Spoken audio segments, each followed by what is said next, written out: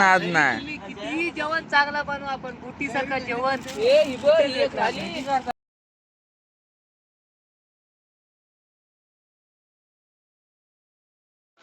राधे राधे मित्रांनो, आज आम्ही वृंदावनला पोहोचलोय आणि सगळ्यांचा मनातला आणि सगळेजण आतुरतेने वाढवतात तो क्षण म्हणजे आपला प्रेम मंदिर. त्या प्रेम मंदिरला आज भेट देण्यासाठी चाललो आम्ही सर्वांनी एकत्र ग्रुप. सर्वांची ड्रेसिंग अलग अलग,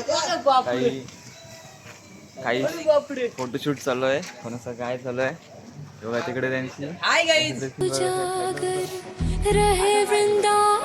वारकरी वेश आणि आपण राधे राधे कुर्ता घातलाय. प्रत्येकाची ड्रेसिंग अलग अलग आहे आणि प्रेम मंदिरात जाऊन आम्ही काय मजा करतो आणि काय गोष्ट करतो ना ते तुम्ही बघतच राहा आपल्यासोबत. काय दृश्य आहे बघण्यासारखं, एकच नंबर. पूर्णपणे भिंती आहे ना राधाकृष्ण राधाकृष्ण राधाकृष्ण दिसतंय.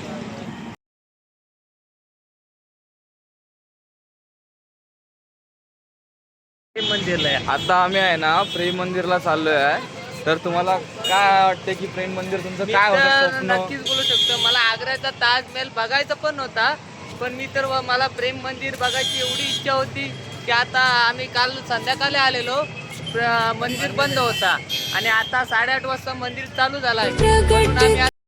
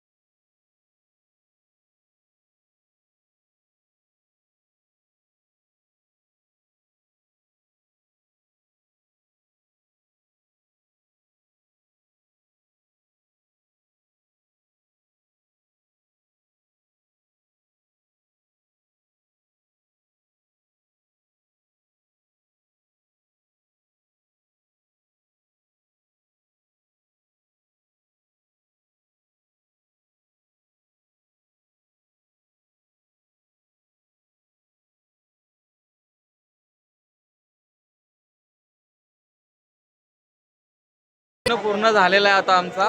प्रेम मंदिरला बघून आहे ना असं डोले बघावं असं वाटतं की आपण इथून जावंच ना, आता अजून पुढे गेलोच ना आम्ही. तुला कसं वाटतं, तुझं स्वप्न पूर्ण झाला का नाही? माझं स्वप्न पूर्ण झालं. एक राम मंदिरचं स्वप्न होता, एक प्रेम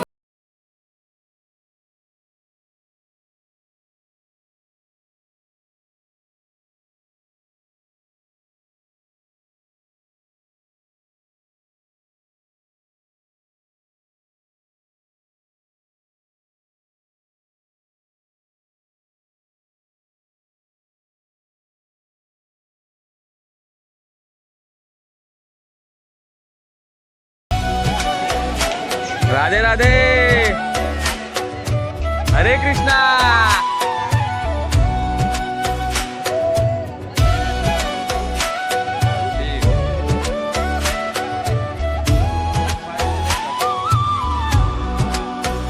गोवर्धन पर्वत कृष्णदेवाने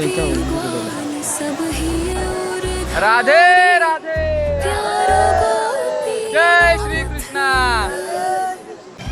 तर आता फायनली आपण दर्शनात चाललोय, ते पण आपल्या प्रेम मंदिरमध्ये.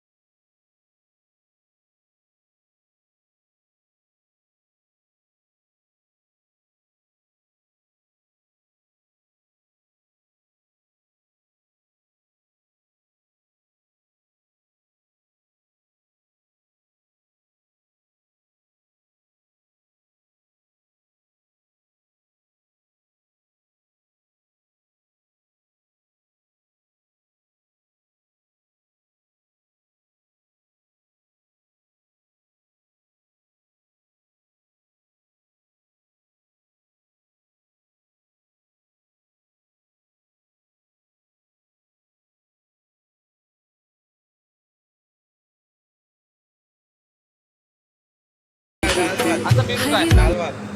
मुगाची डाळ, डाळीचं सोयाबीन और जिरा राईस. Okay okay. ते आपण सर्वजण स्टोव पेटवून गाडी इथं पार्किंग केलेली आहे बघा. गाडी पार्क केला. उद्धवजी इथे नितीन पाणी आणतोय. हे बघा इथे भात टाकलाय. तर मित्रांनो इथे डाळ बनते आहे. इथे भात रेडी झालेला आहे आणि आपले बाकी मित्र आहे ना गोकुळातला येऊन आहे ना खेळ मांडलेला आहे. खेळ कसला खेळ चालू आहे रे बघा. एक जिथून गोटीचा खेळ काढलाय सर्वांनी. सोडा पेल आणि गोटी काढली सोड्याची आणि गोटी खेळ करता येते. गट्टेनी खेळतात गट्टेनी. आणि आम्ही इथे सर्वजण जेवण बनवतोय. ही गाडी इथे आपली पार्क आहे हायवेच्या खालती. मस्त मजा येते जेवण बनवायची. आहे ना ठेचते. तर आता आपला पंकज आहे ना कांदा लसणाची चटणी बनवतोय. इकडे येऊन पण चटणीची मजा घ्यायची आहे. आणि आपल्याला बघा कांदे कमी वाटतात ते कांदे वाढवतात आहेत. आणि तिकडे तयार झालाय सगळे जेवायला बसतात आहेत. कसं झालं जेवण रे? एक नंबर. दोन कसं झालं बोटीरचा का? बोटीरचा जेवणाचा नाद नाही.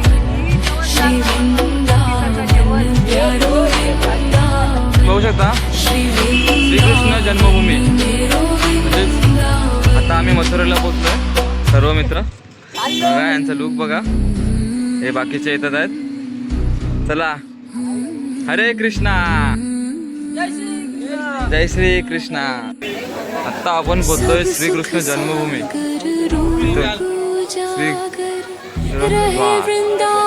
जप्त होत आहे आता. म्हणजे आपण कृष्ण जन्मभूमीला मोबाईल घेऊन जाऊ शकत नाही.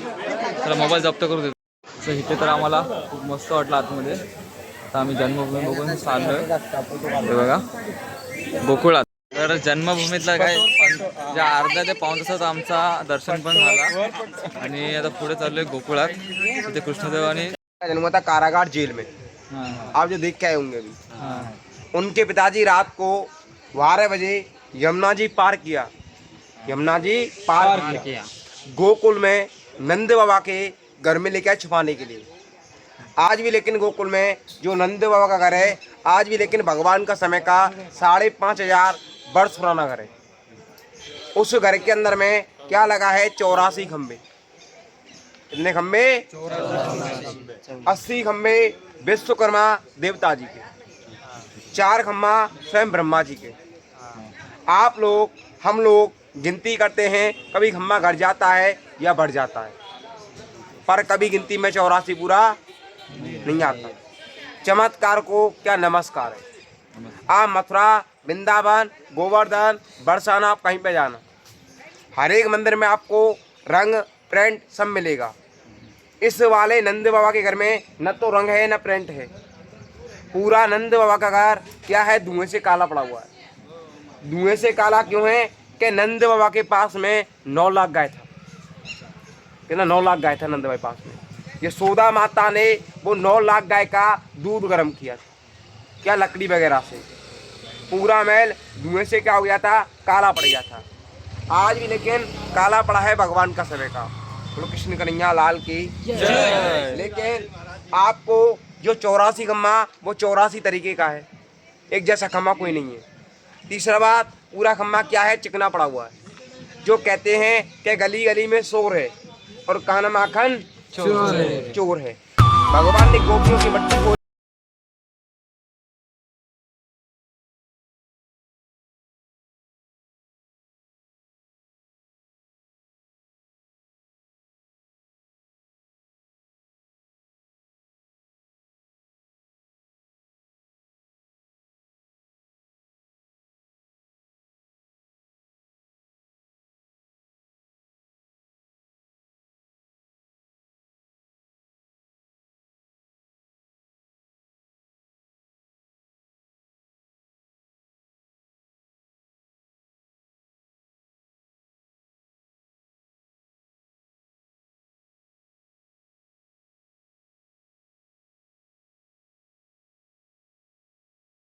जस्ट बाहेर आहोत आणि इथे दही खायला बसतोय. एकदम मस्त आणि स्वादिष्ट दही भेटते. आता खायलाच घेतो समजेल. एकदा देखील बोलो ना एकदा लस्सी. मित्रांनो आता आम्ही गोकुळात चाललोय. आता जाणार हरिद्वारला आणि ह्या ब्लॉगला इथेच करतो समाप्त.